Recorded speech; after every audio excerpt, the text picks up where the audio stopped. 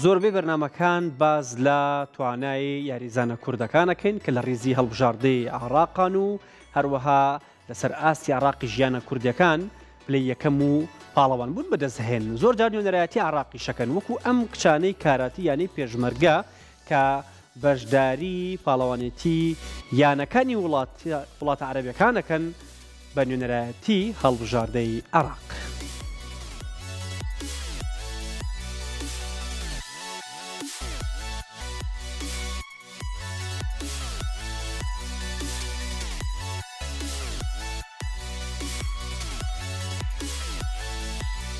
بڕیارە لە سەرەتای مانگی شوباتی 2024 و لە شاری شارقەی ئیمارات یاریەکانی پاڵەوانێتی یاریە جۆرە و جۆرەکانی یانەکانی وڵاتانی عەرەبی تایبەت بە کچان دەست پێ بکات.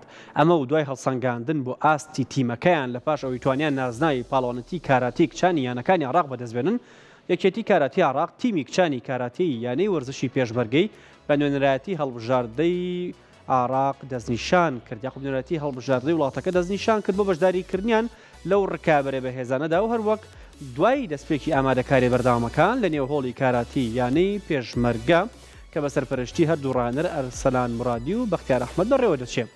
لەیلا محەممەد ئەمین سەرۆکی شاندی هەڵبژاردەی یاریەکانی عراق بۆ ئەو پاڵەوانێتیە سەردانی مەشقی ئامادەکاریەکانی تیمەکەی کرد و ئاماژەی بۆدا کە ئامادەکاریەکان بە شێوەیەکی زۆر چڕ دەست پێ دەکەن و دەیانەوێت ناوبانگی یاریزانانی یانەکانی کوردستان بە تایبەت یانەی وەرزشی پێشمەرگەی سلێمانی کە هەمیشە لە لووتکەی سەرکەوتنەکان بوون بەشداریان لە چەندان پاڵەوانتی دەرەکیش کردووە لە پاڵەوانتی وڵاتانی عەرەبی درەوشاوەتر بکەن. هەروەک وتیشی کەمپە ئامادەکاریەکان لە شاری سلێمانی و لە بەرواری چواردەی مانگی یەک بۆ ماوەی 15 ڕۆژ دەست پێ دەکەن و ئامادەکاری پێویست دەکەن تا لە نێو وڵاتان یاریزانانی کوردستان بە نوێنەرایەتی عراق سەرکەوتنەکان بەدەستبێن و جام و مێدالیەکان لەسەر ئاستی تیم و تاک مسۆگەر بکرێن. پاشان ئەرسەلان مرادی ڕاهێنەری گشتی تیمی کاراتی یانی پێشمەرگەوتی تەنیایانەکە لە پاڵەوانێتی کاراتی وڵاتانی عەرەبی ئەنجامی بەدەستهێنابێ کوڕانی پێشمەرگەی و بە هیواشین بتوانین ئەو نازناوە بۆ کچان دووبارە بکەینەوە.